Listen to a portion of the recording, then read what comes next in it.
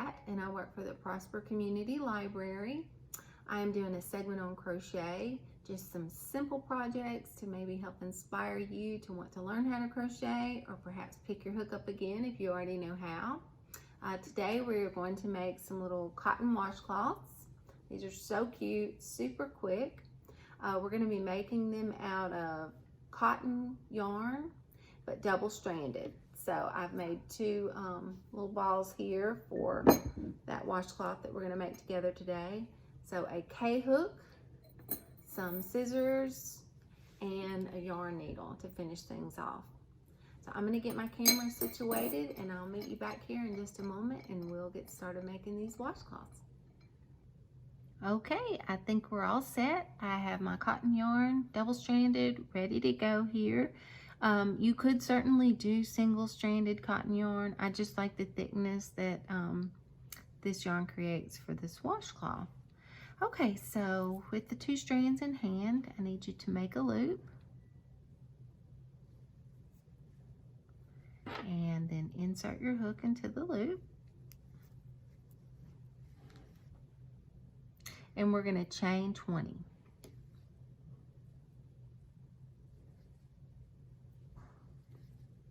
3, 4, 5, 6, 7, 8, 9, 10. You could make this as long or as short as you wanted to, really. I just like the size of the 20. Just make sure whichever number you pick, it's an even number. And I did want to point out on my hook here, I've got a little where it's just completely round on this ridge here, and I always like to kind of cinch up on my chains and stitches. I think it just helps to keep my tension a little bit more uniform. Just wanted to point that little tip out. Okay, so 11, 12,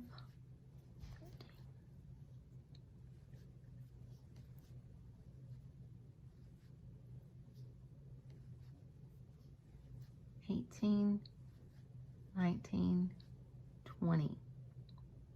Okay, we have our 20 chains, and we're going to be working in every other chain. So for the first 2 stitches, they're going to be made in the same chain. Then we skip a chain, work in the next chain, skip a chain. So you end up with 20 stitches. It's just 2 are in one, and we skip one. Hello, pencil. Okay, so we're going to do a half double crochet and a single crochet into this chain right here, right next to the hook. So yarn over, insert your hook, grab your yarn. You now have 3 loops on your hook. You actually have 6 because you're double stranded, but in theory you can see the 3 segments. Over and pull through all 3 of those loops. Then for your single crochet, just insert your hook, grab your yarn, yarn over, pull through the 2 loops. Okay, cinch it up there, skip the next chain, and we're going to work a half double crochet and single crochet into that 3rd chain there from the hook.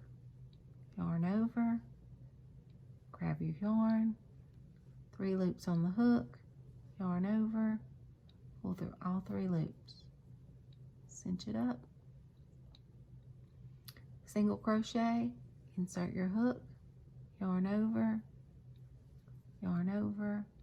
pull through the 2 loops. And you're seeing it's making those big holes there. This pattern just makes a beautiful puffiness to the stitch. It's just such great depth and texture. It's one of my favorites. Made several little blankets with this pattern. Well, not really with this pattern, I mean just with the half double and single crochet alternating. Sometimes they're right next to each other. In this pattern, they're skipping that chain in between. Yarn over,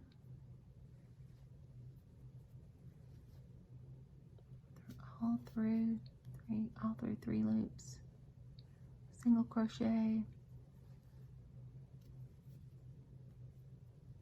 you go. We're going to go all the way down to the end.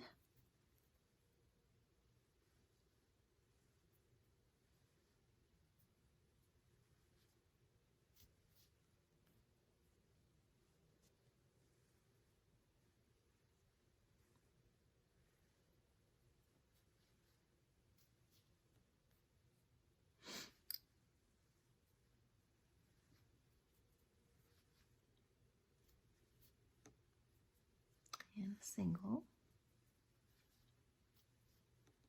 And you can take a look at your work, see how it's going. Kind of straighten it out if you need to.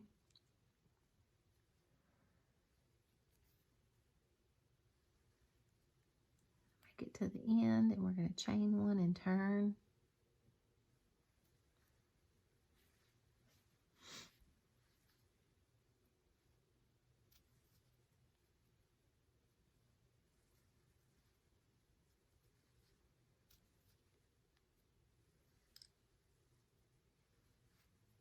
Double. One thing with the cotton yarn, it doesn't slide as easily as the acrylic yarns.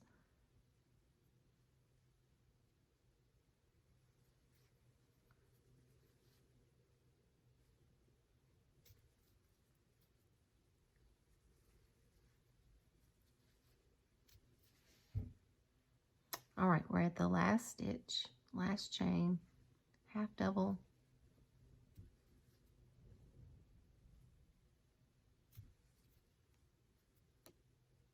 Just pull those two end strings if you open that too much like I just did, and a single.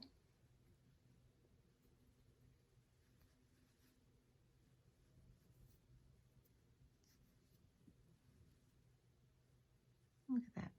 See my mistake? Those segments, there should be basically 4 strands.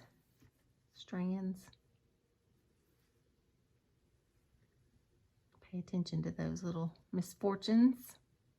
Not a half double cat.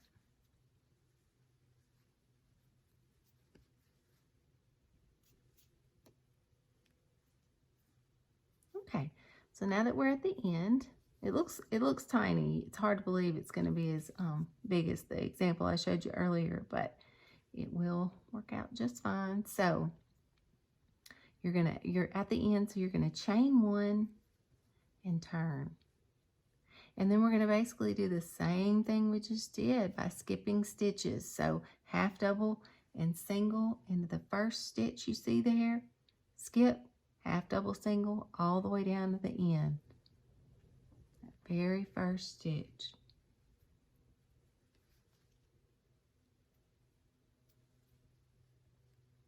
And a single. Okay, all the way to the end, you chain one and turn for 16 rows. That's what mine measured. Again, you can make it your own. You can make it any size that you like, but mine is 16. I have 20 chains and 16 rows, but I do have a pattern for you that you'll be able to print out if you like.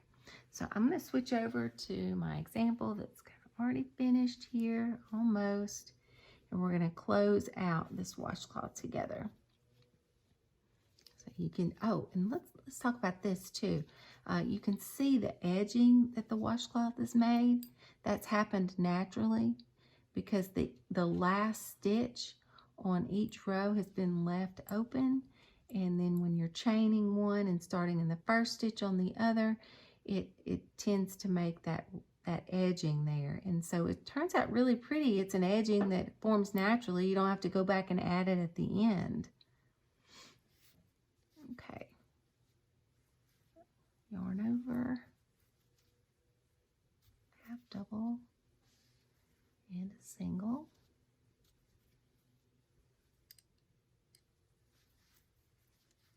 half double and a single,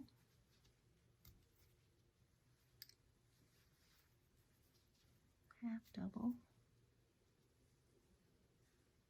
and a single,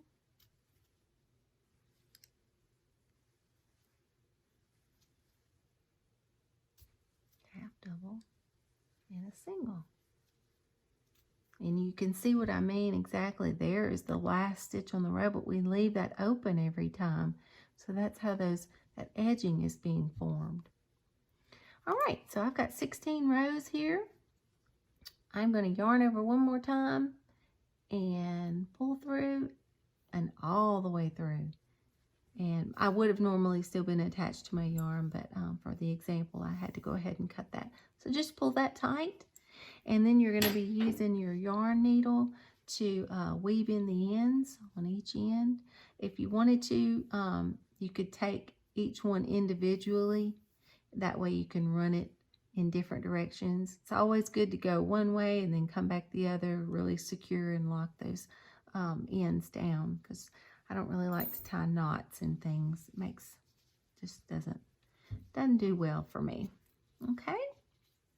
All right, I'm going to turn the camera off and I'll meet you back here in just a second, and we'll look at some of the examples and talk about some more ideas that you can do. Okay? All right, we are back. I sure hope you didn't have any trouble weaving in your ends on your washcloths. I just think they turned out just beautiful. They'll make a nice gift for somebody paired with a bar soap, some cute little specialty soaps you can pick up, or some body wash. Just any kind of toiletries would make a nice little sweet gift for someone. I did type you up a pattern of what we did today. On the lower half of the page is the pattern that we worked today. And then the top portion is a baby washcloth. I did it in this Dusty Rose Pink. Again, it was double-stranded, but this pattern is a little bit different because rather than the half double and the single being in the same stitch, I did just one in each. So it was half double single all the way across, never skipping a stitch, always chaining one at the end and turning. It didn't make the little ruffled edge that we have on the other washcloth, because remember, this one happened naturally because that last stitch was left open. So it's just a little different, and would be really sweet paired with a little hooded towel maybe. This one was made out of just a bath towel and a hand towel sewn together. Lots of great patterns on Pinterest and YouTube with that, but you don't want a sewing lesson from me, trust me. But they are fun to make and something to try. It's definitely worth trying. So I hope you've had fun today, and remember to download the pattern if you like. There's so many great YouTube videos out there, and I just hope that maybe one of mine will inspire you to crochet, because I sure have enjoyed it, and I've enjoyed the time with you today. Thanks so much. Bye-bye.